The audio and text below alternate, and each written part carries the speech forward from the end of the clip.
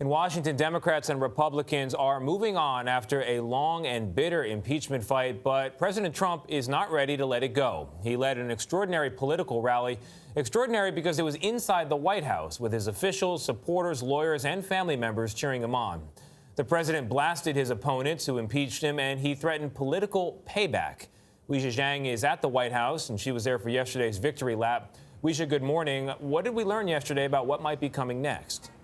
Oh, good morning, Tony, and to everybody. Look, if anybody thought that President Trump's acquittal would be the end of a chapter of divisiveness and bitter partisanship here in Washington, those hopes were dashed yesterday. And CBS News has learned that President Trump plans to use impeachment as a big talking point on the campaign trail after unleashing 3 years' worth of grievances. He will make the case that in order to end these so-called witch hunts, you've got to re-elect him and fellow Republicans.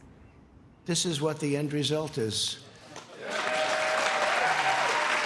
President Trump flashed the front page headline for the country to see. Senators found him not guilty. It's called total acquittal. The speech, which the president coined a celebration, evolved into a full-throttle attack of everything from the Mueller investigation. Russia, Russia, Russia.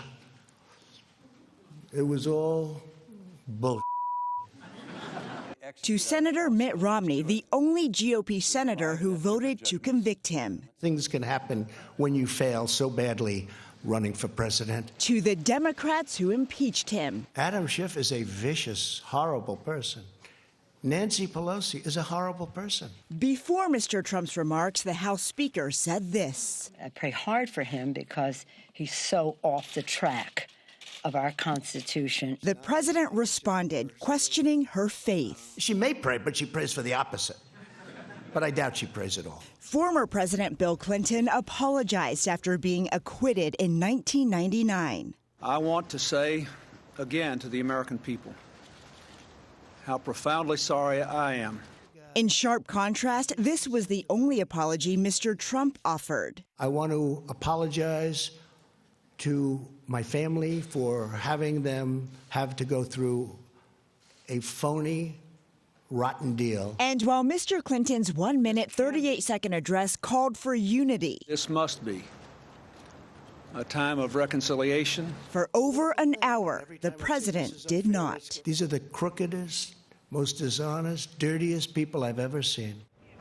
President Trump attacked leakers and liars for his impeachment, but many of the people who raised concerns about his and his administration's actions did so in public and under oath, including Lieutenant Colonel Alexander Vindman, who CBS News has learned is expected to be pushed out of the National Security Council. In November, the National Security Advisor said on Face the Nation he wants to downsize, but a lawyer for Vindman says they don't know of any plans to move Vindman from the NSC. Anthony? All right, Weijia, thank you.